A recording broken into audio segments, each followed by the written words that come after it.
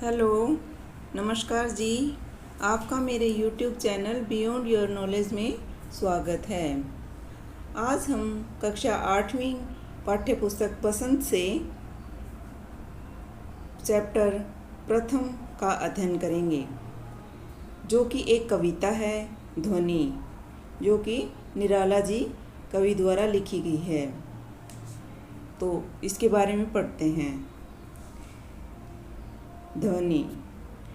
अभी न होगा मेरा अंत, अभी अभी ही तो आया है मेरे मन में मृदुल बसंत, अभी न होगा मेरा अंत। हरे हरे ये पात, डालियाँ कलियाँ कोमल घात, मैं ही अपना स्वप्न मृदुल कर फेरूंगा निद्रित कलियों पर, जगा एक प्रदुष मनोहर।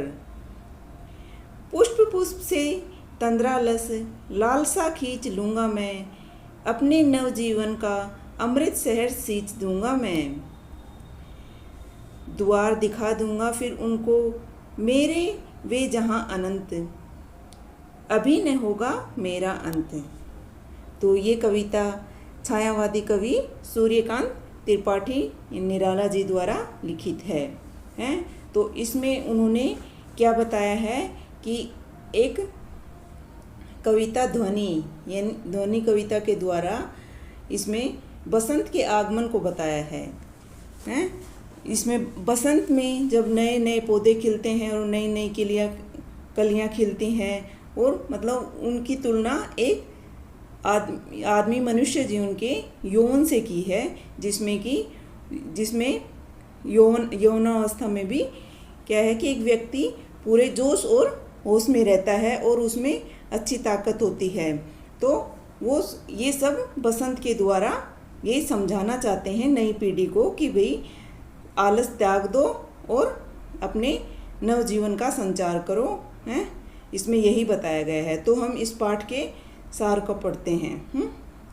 पहले पढ़ते हैं सूर्यकांत त्रिपाठी निराला जी के परिचय के बारे में। कवि इस कविता के द्वारा प्रकृति के मानवीय संवेदना को दर्शाते हैं। इस कविता में प्रकृति का मनोहारी चित्रण किया गया है। भाषा सरल और भावपूर्ण है। तत्सम और तद्भव शब्दों का भी प्रयोग किया है। ठीक है, इसमें तत्सम और तद्भव शब्दों का प्रयोग भी किया गया है। इस कविता में कवि का क्या है, आशावादी दृष्टिकोण है। वो कहते हैं इसमें उन्होंने अपने आशावादी दृष्टिकोण को दिखाया है, इसलिए वह जीवन की सुंदरता को पूरी तरह से जीना चाहते हैं और यह दिखाया गया है। कवि ने इस कविता के द्वारा प्रकृति के प्रति मानवीय संवेदना को दर्शाया है। कवि इस कविता के द्वारा प्रकृति के उदाहरण प्रस्तुत करते हुए किस तरह प्रकृति के प्रति इंसान की अर्थात मानव की जो भाव रहते हैं उन्हें दर्शाया गया है, और वह किस तरह से प्रकृति से प्रेरणा ले सकते हैं। इसमें उन्होंने क्या दिखाया है कि जिस तरह से बसंत ऋतु का आगमन होता है तो पौधों में एक नए जीवन का संचार होता है, उसी तरह से उन्होंने मनुष्य को भी समझाया है कि तुम्हारे भी अभी जीवन का अंत नहीं हुआ है, अभी तो तुम्हारी युवावस्था है, इसमें तुम बहुत कुछ पा सकते हो। तो निराश मत हो और आलस्य को त्यागो। इसमें कवि ने यही दिखाया है, प्रकृति के द्वारा उन्हें प्रेरणा लेने को बताया है। जब आप कविता को पढ़ते हैं तो सबके सामने क्या होता है, एक सुंदर सा चित्र प्रस्तुत हो जाता है। भाषा बहुत ही सरल है और आसानी से समझ में भी आ जाती है। तत्सम और तद्भव शब्दों का प्रयोग भी किया गया है, अर्थात जब शब्द संस्कृति भाषा से जैसे तैसे प्रस्तुत किए गए हैं। शुद्ध हिंदी के शब्दों का भी प्रयोग किया गया है, जो कि बहुत ही सरल है। कवि बहुत ही आशावादी विचारों के हैं। वे जीवन के प्रति सकारात्मक सोच रखते हैं। क्या रखते हैं? सकारात्मक सोच रखते हैं और आशावादी हैं, अर्थात उन्हें अपने जीवन से बहुत ही सकारात्मक उम्मीद है, इसलिए वह जीवन की सुंदरता को पूरी तरह से जीना चाहते हैं। यह इस कविता में दिखाया गया है। ठीक है, फिर हम ध्वनि पाठ का सार पढ़ते हैं कि इसमें क्या दिखाया गया है, क्या बताया गया है ध्वनि कविता में। इसका सार पढ़ते हैं। कवि मानते हैं कि अभी उनका अंत नहीं होगा, अभी अभी तो उनके जीवन रूपी वन में बसंत रूपी यौवन आया है। अभी वो क्या मानते हैं कवि कि अभी अभी तो जीवन रूपी वन में बसंत ऋतु यौवन आया है, यानी कि युवावस्था आई है। यौवन होते 15, 16, 18 के बीच की अवस्था, जिसमें उसको क्या बोलते हैं, यौवन अवस्था। तो कवि प्रकृति का वर्णन करते हुए कहते हैं कि चारों ओर वृक्ष हरे भरे हैं, पौधों पर कलियां खिली हुई हैं जो कि अभी तक सो रही थी। कवि कहते हैं कि सूर्य को लाकर इन अलसाई हुई कलियों को जगाएंगे और एक नया सुंदर सवेरा लेकर आएंगे। कवि प्रकृति के द्वारा निराश हताश लोगों के जीवन को खुशियों से भरना चाहते हैं। कवि बड़ी तत्परता से मानव जीवन को संवारने के लिए अपनी हर खुशी एवं सुख का दान करने के लिए तैयार हैं। वे चाहते हैं कि हर मनुष्य का जीवन सुख में व्यतीत हो, इसलिए वे कहते हैं कि उनका अंत अभी नहीं होगा जब तक वो सबके जीवन में खुशियाँ नहीं ला देते। ठीक है, अब देखो, अब इसकी व्याख्या करते हैं, इन पंक्तियों की हैं, कविता की व्याख्या करते हैं। तो पहले देखते हैं, पहले पंक्तियों की व्याख्या करेंगे। अभी न होगा मेरा अंत, अभी अभी तो आया है, मेरे वन में मृदुल वसंत। अभी न होगा मेरा अंत, तो इसमें कठिन शब्द देखते हैं, जैसे अंत है। अंत का क्या अर्थ होता है, समाप्त है, समाप्ति। फिर है मृदुल, मृदुल क्या होता है, कोमल। मृदुल का अर्थ होता है कोमल। बसंत, फूल खिलने की ऋतु, बसंत ऋतु है ये, है। तो ये कौन सी ऋतु होती है जिसमें कि पेड़ पौधों पर नए नए पत्ते और फूल खिलते हैं, तो वो क्या होती है, बसंत ऋतु। अब इसकी व्याख्या करते हैं। कवि प्रकृति के चित्रण के द्वारा नई युवा पीढ़ी को समझाना चाहते हैं कि वह अपने आलस्य को छोड़ें और नए उत्साह, साहस और जोश के साथ जीवन का आनंद लें। ये देखो, अभी न होगा मेरा अंत, अभी अभी तो आया है, मेरे वन में मृदुल वसंत। अभी न होगा मेरा अंत। तो कवि क्या कह रहे हैं, प्रकृति के चित्रण के द्वारा नई युवाओं की पीढ़ी को समझाना चाह रहे हैं कि वह अपने आलस्य को छोड़ें, नए उत्साह, साहस और जोश के साथ जीवन का आनंद लें। यह उद्देश्य कवि का है और वे युवा पीढ़ी को जागृत करना चाहते हैं। प्रकृति ने फूलों की भरमार की है और उनकी सुंदरता और खुशबू चारों तरफ फैली हुई है।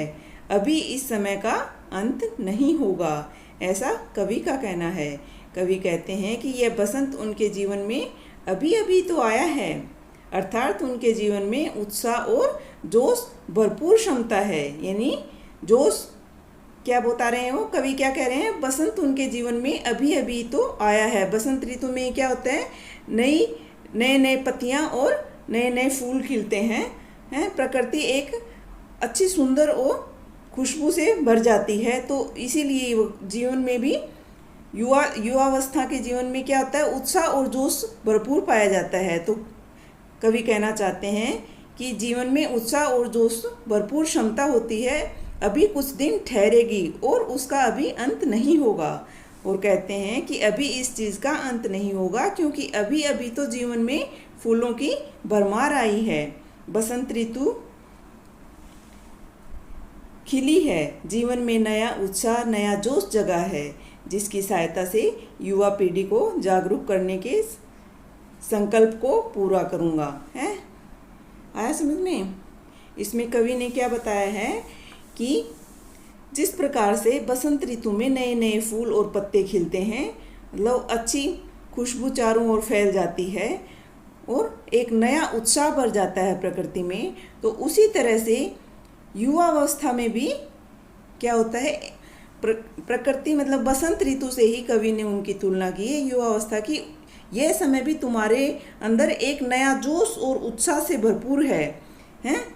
तो अभी तो तुम्हारे दिन गए नहीं हैं, अभी तुम्हारे जीवन का अंत नहीं हुआ है, इसलिए अभी तुम्हारे शरीर में पूरा जोश है। तो तुम निराश मत हो और अपने जीवन में नए उत्साह को और नया जोश जगाओ। ठीक है, यही समझाना चाहते हैं कवि इसमें। फिर आगे की पंक्तियां देखते हैं। हरे हरे ये पात, डालियां कलियां कोमल घात, मैं नहीं अपना स्वप्न मृदुल कर फेरूंगा निद्रित कलियों पर, जगा एक प्रत्युष मनोहर है। तो इसमें पात क्या है? पात किसको बोलेंगे? पत्ता है। पात किसको बोलेंगे? पत्ता। गात, गात क्या किसको कहते हैं? शरीर को। गात किसे कहेंगे? शरीर को। स्वप्न, स्वप्न तो आपको पता है, स्वप्न किसको कहेंगे? सपना। और मृदुलकर, मृदुलकर इनकी कोमल हाथ, मृदुलकर कोमल हाथ। फेरूंगा निद्रित कलियों पर। निद्रित क्या होगा? निद्रित क्या होते हैं? सोई हुई है। कलियां, जब फूल खिलते नहीं हैं उससे पहले जो कली होती है ना, उनको क्या कहते हैं? कलियां हैं। थोड़ी खिली हुई कलियां। जगा मतलब जागना है। प्रत्युष, प्रत्युष किसे बोलेंगे? प्रत्युष सवेरा। प्रत्युष सवेरा। मनोहर सुंदर। मनोहर किसे कहेंगे? सुंदर है। तो अब हम इसकी व्याख्या करते हैं। जैसा कि वसंत ऋतु आई है प्रकृति में और पेड़ पौधों पर हरे हरे पत्तों पर नए नए फूलों की भरमार हो जाती है। सभी पेड़ पौधों की डालियां लहलहा रही हैं। नई नई नई कलियां खिली हैं और नए नए पत्ते बहुत ही शोभायमान लग रहे हैं। कवि कहते हैं कि यह मेरा सपना जो कि युवा पीढ़ी को जागरूक करना है। मैं अपने कोमल हाथों से अपना सपना स्वयं साकार करना चाहता हूँ। अर्थात प्रकृति जिस तरह से पूरे वातावरण में शोभा प्रदान करती है, एक नए जोश उत्साह का आगमन करती है। सूर्य के आगमन के साथ प्रकृति में नए नए फूल खिलते हैं और नए उत्साह से भर देते हैं। उसी तरह से कवि कह रहे हैं कि मैं भी अपने हाथों से अपना जो उद्देश्य है युवा पीढ़ी को जागरूक करने का स्वयं पूरा करूँगा।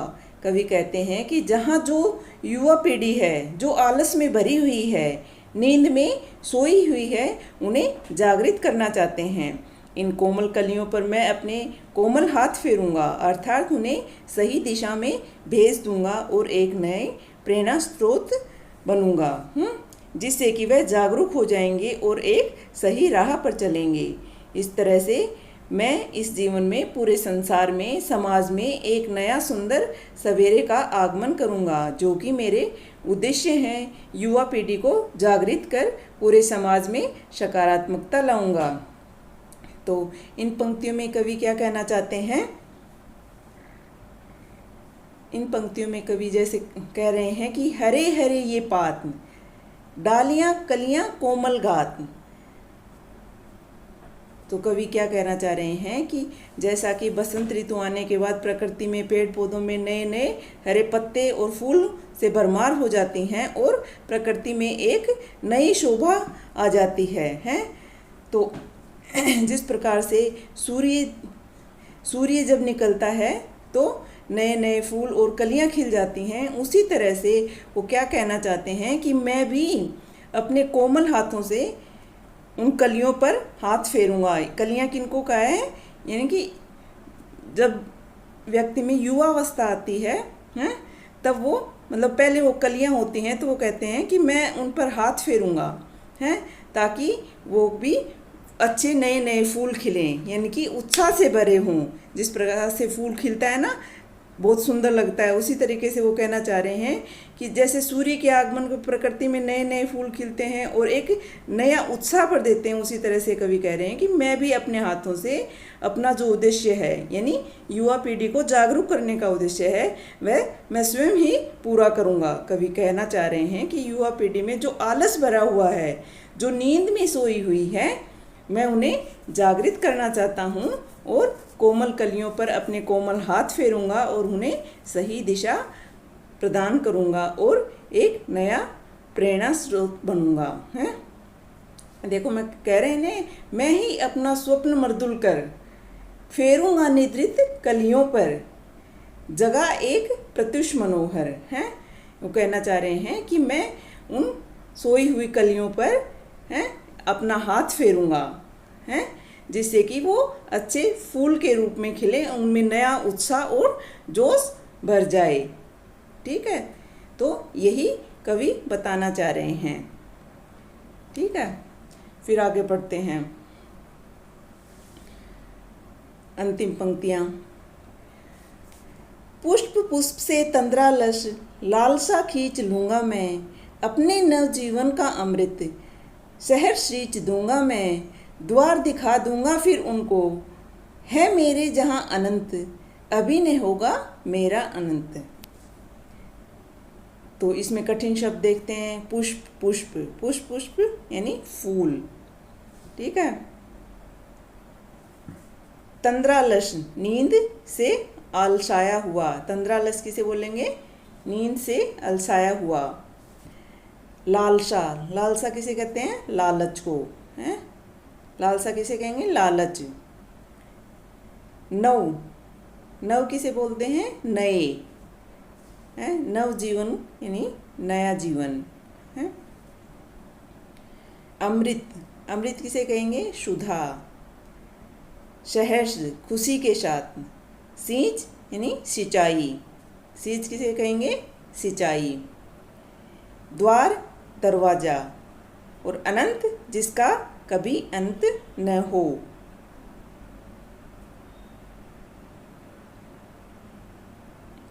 अभी इन पंक्तियों की व्याख्या करते हैं। तो कवि इन अंतिम पंक्तियों में क्या कहना चाह रहे हैं कि युवा पीढ़ी जो कि अभी तक सोई हुई है, आलस ने उन्हें घेरा हुआ है, मैं उनके आलस के लालच को दूर कर दूंगा। ये देखो बताया ना यहाँ, पुष्प पुष्प से तंद्रालस, लालसा खींच लूँगा मैं, अपने नवजीवन का अमृत शहर सींच लूँगा मैं, हैं। तो युवा पीढ़ी जो कि अभी तक सोई हुई है, आलस ने उन्हें घेरा हुआ है, मैं उनके आलस के लालच को दूर कर दूंगा। मैं इस युवा पीढ़ी का नया जोश से भर दूंगा, जो कि मेरे जीवन की वास्तविकता है।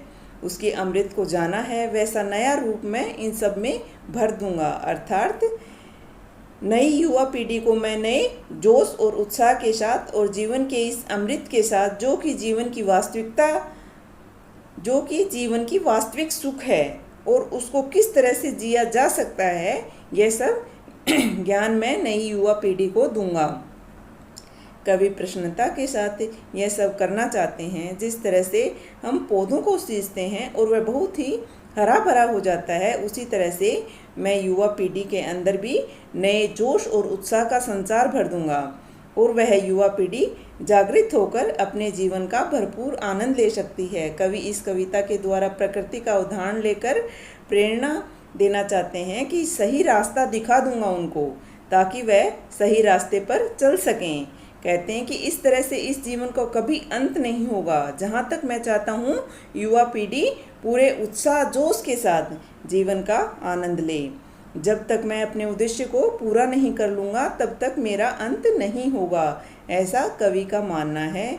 क्योंकि कवि बहुत ही आशावादी हैं और वे आशावादी विचारों के हैं और अपने संकल्प जो कि युवा पीढ़ी के लिया है, अपने ही हाथों से पूरा करना चाहते हैं। यह उनका सपना है कि युवा पीढ़ी को जागृत करें और उनके आलस को दूर करें और एक नए जोश और उत्साह का संचार उनके जीवन में करें। हैं, आया समझ में?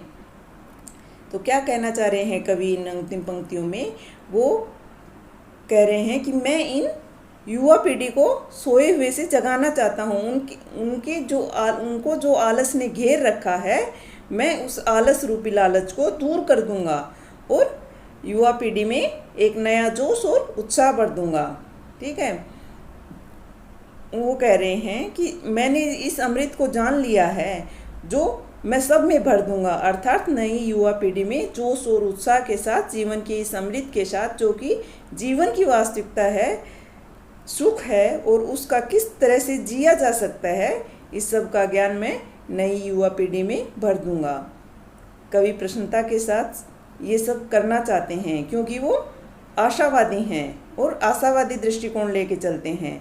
वो कह रहे हैं कि मैं जिस प्रकार से प्रकृति में पौधों को जब हम सींचते हैं तो वो हरा भरा हो जाता है, उसी तरह से मैं युवा पीढ़ी के अंदर भी एक नया जोश और उत्साह भरना चाहता हूँ, जिससे कि वो जागृत हो जाएं और अपने जीवन का भरपूर आनंद लें और वो आलस में न पड़े रहें। तो इस कविता में उन्होंने निराला जी ने क्या बताया है, प्रकृति के माध्यम से ही सिखाया है कि अपने जीवन का भरपूर आनंद लेना चाहिए। कवि इस कविता के द्वारा प्रकृति का उदाहरण लेकर प्रेरणा दे रहे हैं, ठीक है, और सही रास्ता दिखा रहे हैं। आया समझ में? तो इसमें यही बताया गया है कि कवि युवा पीढ़ी में एक नया उत्साह और जोश भरना चाहते हैं और वो उन्हें आलस्य त्यागने के लिए कह रहे हैं और कह रहे हैं कि ये तुम्हारी जो ये उम्र है ये बहुत ही अच्छी है, इसमें एक नया जोश और उत्साह है, तो तुम एक नए संकल्प के साथ इस आगे बढ़ो, अभी जीवन बहुत बाकी है, ठीक है। यही सब कवि समझाना चाह रहे हैं और वो भी नई पीढ़ी में नया जोश भरना चाह रहे हैं उनका, और उनमें एक नए उत्साह का संचार करना चाहते हैं। यही इस कविता का मूल उद्देश्य है, ठीक है। तो हम आगे कुछ महत्वपूर्ण प्रश्न उत्तर और करते हैं। कवि को ऐसा विश्वास क्यों है कि उनका अंत अभी नहीं होगा? इसमें क्या पूछा गया है इस प्रश्न में, उन्हें ऐसा विश्वास क्यों है कि उनका अंत अभी नहीं होगा? तो इसका उत्तर है, कवि को विश्वास है कि अभी उनका अंत नहीं होगा। उसके अंदर जीवन का जीने के लिए उत्साह, प्रेरणा एवं ऊर्जा कूट कूट कर भरी है। एक मनुष्य तभी स्वयं का अंत मान लेता है जब वह अपने अंदर उत्साह को कम कर देता है, परंतु कवि के अंदर ये तीनों प्रचुर मात्रा में हैं, तो कैसे वह स्वयं का अंत मान ले? हैं? इसमें क्या पूछा है कि कवि को क्यों विश्वास है कि उनका अंत अभी नहीं होगा? तो क्यों नहीं होगा अभी उनका अंत? क्योंकि उनके अंदर जीवन जीने की उत्साह, प्रेरणा और ऊर्जा तीनों कूट कूट कर भरी हुई हैं, और जिसके अंदर ये तीनों चीज़ें होंगी उनका उत्साह, जब तक उनके अंदर ये उत्साह कम नहीं होगा तब तक उनको जीवन का अंत नहीं होगा, यही बताया गया है, ठीक है। फिर दूसरा प्रश्न लेते हैं। फूलों को अनंत तक विकसित करने के लिए कवि कौन सा प्रयास करते हैं? फूलों को खिलने के लिए कवि उन कोमल कलियों को जो आलस से भरी हुई हैं, सुप्त अवस्था में पड़ी हैं, अपने कोमल स्पर्श से जगाने का प्रयास करता है, ताकि वो नींद से जागकर एक मनोहारी सुबह के दर्शन कर सकें। अर्थात कवि क्या समझाना चाह रहे हैं कि युवा पीढ़ी को नींद से जगाने का प्रयास करता है और अपने जीवन के प्रति सचेत न रहकर अपना ज़रूरी समय बर्बाद कर रही है, और वो ये सब अपनी कविता के माध्यम से करना चाहते हैं, ठीक है। फिर तीसरा प्रश्न लेते हैं। कवि पुष्पों की तंद्रा और आलस्य दूर हटाने के लिए क्या करना चाहता है? कवि पुष्पों की तंद्रा और आलस्य दूर हटाने के लिए अपने जीवन अमृत रूपी पराग का संचार करना चाहता है। इसमें पूछा गया है कि कवि पुष्पों की तंद्रा और आलस्य दूर हटाने के लिए क्या करना चाहता है? कवि पुष्पों की तंद्रा एवं आलस्य को दूर हटाने के लिए अपने जीवन अमृत रूपी पराग का संचार करना चाहता है। यानी वो सिखा रहे हैं युवा पीढ़ी को कि सो करके और आलस्य में रह के अपने जीवन को बर्बाद मत करो, और उठो और पूरे जोश के साथ, दृढ़ संकल्प के साथ अपने काम में लग जाओ। तो यही कविता यहीं समाप्त होती है। तो आज की वीडियो यहीं समाप्त हुई। अगर आपको मेरी वीडियो पसंद आई हो तो लाइक करना, शेयर करना और सब्सक्राइब करना। धन्यवाद।